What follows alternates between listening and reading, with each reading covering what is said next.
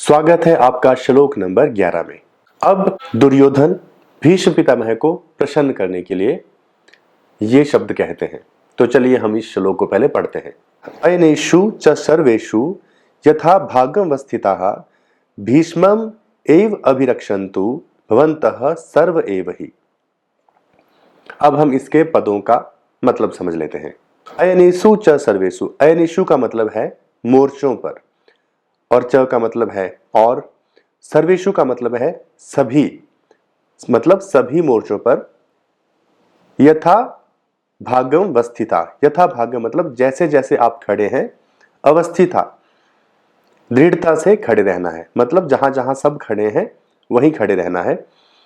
भीष्मम एव अभिरक्षन्तु, इसका अर्थ है कि भीष्म पितामह की चारों ओर से रक्षा करनी है। भवन्तः सर्व एव हि, आप सबके सब ने चारों ओर से भीष्म पितामह की रक्षा करनी है। तो यहां पर दुर्योधन भीष्म पितामह को प्रसन्न करने के लिए अपने सभी साथियों से कह रहे हैं, या जो भी महारथी हैं युद्ध करने के लिए खड़े हैं उनसे कह रहे हैं कि चारों ओर से भीष्म पितामह की ही रक्षा आपको करनी है। हर मोर्चे से जहां भी आप खड़े हैं वहां पर दृढ़ता से खड़े रहना है और भीष्म को सुरक्षित करना है। अब हम इसका थोड़ा सा डिटेल में अर्थ समझ लेते हैं इस पूरे पद का। इसका एक मतलब ये हुआ कि दुर्योधन भीष्म पितामह को प्रसन्न करने के लिए अपने सभी महारथियों से ये कहते हैं कि आज सभी महारथी, सारे योद्धा हर मोर्चों पर भीष्म पितामह की चारों ओर से सुरक्षा करेंगे। लेकिन इसके और भी कई मतलब हैं। एक मतलब तो हम ये निकाल सकते हैं कि पितामह को खुश करने के लिए दुर्योधन ऐसा कह रहे हैं, लेकिन इसका एक और भी मतलब यहाँ पर निकाला जा सकता है।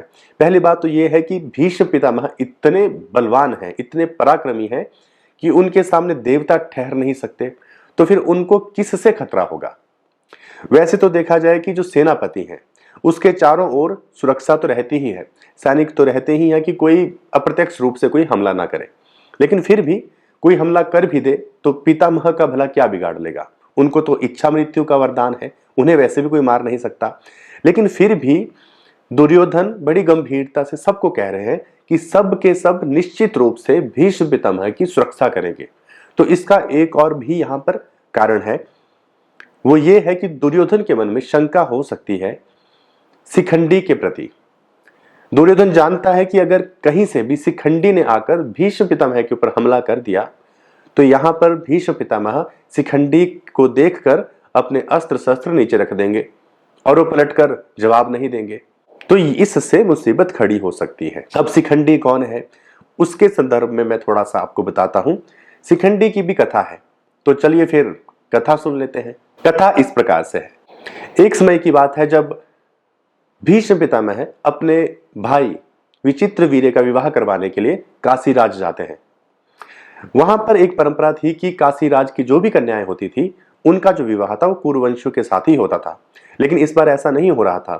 काशीराज के यहाँ पर और भी योद्धा आए हुए थे, क्षत्रिय आए हुए थे, और वो वहां पर स्वयंवर चल रहा था। इस बात से भीष्म पितामह क्रोधित हो गए कि ऐसा कैसे हो सकता है, जब पहले से परंपरा है तो इस परंपरा को तोड़ने की क्या जरूरत थी। इसलिए वो क्रोधित हो जाते हैं और स्वयंवर में चले जाते हैं। काशीराज की 3 कन्याएं थी, जिसमें एक थी अंबा। अब भीष्म पितामह कहते हैं कि मैंने इन तीनों कन्याओं को उठाकर यहां से ले जाऊंगा, मतलब शक्तिपूर्वक किडनैप कर लूंगा और इनका विवाह अपने भाई से करवा लूंगा। अब वहां खड़े जितने भी योद्धा थे वो कहते हैं कि तुम ऐसा नहीं कर सकते। तो भीष्म पितामह कहते हैं कि तुम में किसी में दम है कि मुझे रोक सके, अगर है तो रोक के दिखा दो। भला कौन भीष्म पितामह को रोक सकता था, उनके एक बाण से ही सारे भयभीत हो जाते थे, तो उनको कोई रोक ना सका और वो बलपूर्वक तीनों कन्याओं को वहां से उठाकर ले जाते हैं। अब 2 कन्याएं तो उनके भाई के साथ विवाह करने के लिए तैयार हो जाती हैं, क्योंकि उनके भाई तो हस्तिनापुर के राजा ही थे। लेकिन समस्या तब खड़ी हो जाती है जब अंबा मना कर देती है, जो तीसरी पुत्री थी काशीराज की। वो कहती है कि आपके आने से पहले ही मैं साल्वा नरेश को अपना पति स्वीकार कर चुकी हूं, मैंने मन से उनको पसंद कर लिया है, इसलिए मैं अब आपके भाई से विवाह नहीं कर सकती हूं। अब ये सुनकर भीष्म पितामह को भी थोड़ा आश्चर्य हुआ और वो इस बात से भी सहमत थे कि अगर लड़की की पसंद नहीं है, उसकी मर्जी नहीं है, तो ये विवाह नहीं हो सकता है। वो अम्बा को भी कहते हैं कि ये बात तुमने उस समय मुझे क्यों नहीं बताई जब मैं तुमको हरण करके ला रहा था। तो अम्बा ने यह कहा कि मैं आपसे भयभीत हो गई थी, और बड़ी स्वाभाविक सी बात है, उस समय भीष्म पितामह अपने उग्र रूप में थे, तो उनके सामने कोई बात करने की भी क्या हिम्मत कर सकता था। अब जब भीष्म पिता को यह पता चला तो उन्होंने ये कहा कि फिर तो आपको वही जाना चाहिए जहां आप शादी करना चाहते हैं, यानी कि शाल्वा नरेश के पास। तो ऐसा कहकर भीष्म पितामह पूरी व्यवस्था करते हैं अम्बा की उनके पास जाने की, उनको वहां पर छोड़ देते हैं। लेकिन वहां पर अब घटना यह हो जाती है कि शाल्वा नरेश मना कर देते हैं कि मैं तुम्हें स्वीकार नहीं कर सकता अम्बा को, क्योंकि हरण की हुई चीजों को हम स्वीकार नहीं करते। और अम्बा का अपमान करके, तिरस्कार करके उसको वहां से निकाल देता है। अब अम्बा के सामने समस्या खड़ी हो गई कि भीष्म के पिता के भाई के साथ मैं शादी नहीं कर सकती, इसको मैं अपना पति मान चुकी हूं और उसने मुझे अपमानित करके अस्वीकार कर दिया। अब ये सारे अपमान का ठीकरा अम्बा भीष्म पितामह के सर पे फोड़ देती है कि ये सब कुछ तुम्हारी वजह से हुआ। पहले तो तुम मुझे उठाकर लेके चले गए, जो कि सही नहीं था। अब उठाकर लेके चले गए, उसके बाद मेरी मर्जी नहीं थी।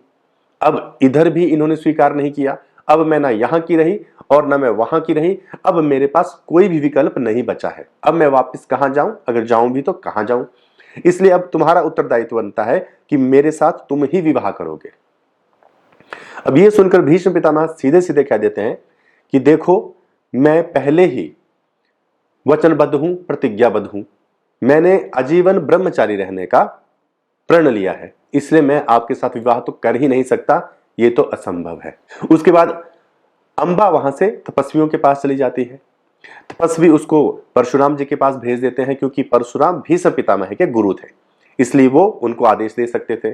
परशुराम भीष्म पितामह को आदेश भी देते हैं, उन पे क्रोधित भी होते हैं कि तुम्हारी गलती है, तुमको ऐसा नहीं करना चाहिए था। अब अम्बा कहां जाएगी, उसके पास तो कोई विकल्प नहीं बचा, इसलिए अब तुमको अम्बा से विवाह करना पड़ेगा, ये मेरा आदेश है। अब भीष्म पितामह कहते हैं कि ये आदेश मैं पूरा नहीं कर सकता, क्योंकि मैं प्रतिज्ञाबद्ध हूं और मैं मेरी प्रतिज्ञा तोड़ नहीं सकता। तो परशुराम कहते हैं तो फिर मेरे साथ युद्ध कर लो। अब परशुराम ऐसे योद्धा थे जो पूरी दुनिया में सबको हरा चुके थे, उनके सामने कोई नहीं टिक सकता था। लेकिन भीष्म पितामह भी उनके ही शिष्य थे, तो वो उनका आदेश मानकर उनके साथ युद्ध करते हैं कि देखते हैं कि युद्ध से क्या बात निकलती है, बात बनती है या नहीं बनती है। दोनों में भयंकर युद्ध हुआ। अब युद्ध में भीष्म पितामह ने परशुराम को हरा दिया। पहली बार परशुराम को उनके जीवन में किसी ने हराया था। अब यहां पर भी बात नहीं बनी, तो अम्बा को बड़ा ही क्रोध आया। उसके बाद वो हस्तिनापुर में गई और भरी सभा में राजा के सामने पितामह को कहा कि आपकी वजह से मेरी ये स्थिति हुई है, अब आप मुझसे विवाह कर लीजिए। लेकिन वहां पर भी भीष्म पितामह अपनी बात पर अड़े रहते हैं कि मैं प्रतिज्ञाबद्ध हूं, तुमसे विवाह नहीं कर सकता। लेकिन अम्बा भी रुकी नहीं, उसने भी सबके सामने यह कहा कि मैं प्रण लेती हूं कि मैं तुमसे अपने अपमान का बदला जरूर लूंगी और एक दिन तुम्हारी मृत्यु का कारण बनूंगी। यह कहकर वहां से अम्बा चली जाती है। उसके बाद अम्बा तपस्या करती है और उसका अगला जन्म भी होता है, उसमें भी वो स्त्री बनती है। उसमें भी वो भगवान शिव की तपस्या करती है, क्योंकि उसको अपने पहले के जन्म की स्मृतियां याद थी। उसे याद था कि उसको भीष्म पितामह से बदला लेना है। तपस्या करने से भगवान शिव उसको वरदान देते हैं कि तुम भीष्म पितामह की मृत्यु का कारण बनोगी। तो अम्बा कहती है मैं तो स्त्री रूप में हूं। तब शिव कहते हैं कि तुम्हें पुरुष रूप भी प्राप्त हो जाएगा और तुम भीष्म पितामह की मृत्यु का कारण बनोगी। अब यहां पर अलग अलग कथाकारों की अलग अलग कहानियां हैं इस एपिसोड के बारे में। घटनाक्रम आगे भी हो सकता है, पीछे भी हो सकता है, कहानी थोड़ी बदल भी सकती है, लेकिन उससे फर्क नहीं पड़ता, क्योंकि हर कहानियों का उद्देश्य एक ही है। सबका उद्देश्य है गीता की तरफ जाना, कृष्ण के संदेश की तरफ जाना। इसलिए इन कहानियों का ज्यादा फर्क नहीं है, क्योंकि सबकी मूल भावना और संदेश यहां पर एक ही है। तो अगर हम महाभारत में देखते हैं तो उसमें दिखाया जाता है कि शिखंडी वो हैं तो पुरुष ही, लेकिन उनके अंदर स्त्रैण गुण है, यानी कि उनके अंदर स्त्री के भी गुण हैं। अब भले ही वो दिखते हैं पुरुष के समान, लेकिन जैसे ही वो भीष्म के सामने आएंगे, भीष्म पितामह उनको झट से पहचान लेंगे, क्योंकि भीष्म पितामह गंगा पुत्र हैं और उनको दिव्य दृष्टि है, यानी कि वो देख सकते हैं कि वो अम्बा ही है। अब जैसे ही वो उसको देखेंगे वो उसका वध नहीं करेंगे, वो अपना धनुष जमीन पे रख देंगे। अब इसके भी कई मतलब है।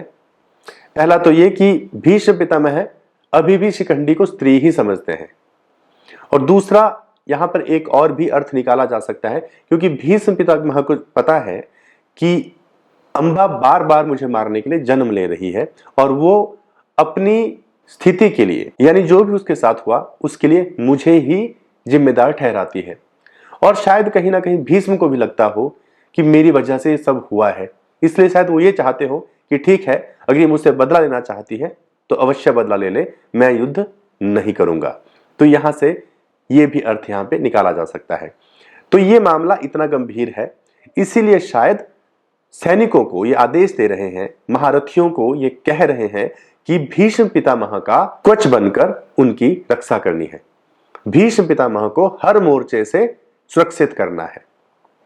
क्योंकि दुर्योधन जानते हैं कि अगर भीष्म पितामह की रक्षा हो गई तो फिर तो वो सबको ही मार डालेंगे, और फिर तो हमारी जीत सुनिश्चित ही है, फिर हमें डरने की कोई आवश्यकता नहीं है। तो ये इस श्लोक का अर्थ भी था, इसका भाव भी मैंने आपको बताया, और यहां पर एक जो प्रसंग था जो बड़ा महत्वपूर्ण था यहां पर शिखंडी का, उसके बारे में भी मैंने आपको थोड़ी सी जानकारी दी। उम्मीद करता हूं कि आपको यह श्लोक समझ में आया होगा। बाकी अगले वीडियो में हम देखेंगे हमारे अगले श्लोक को।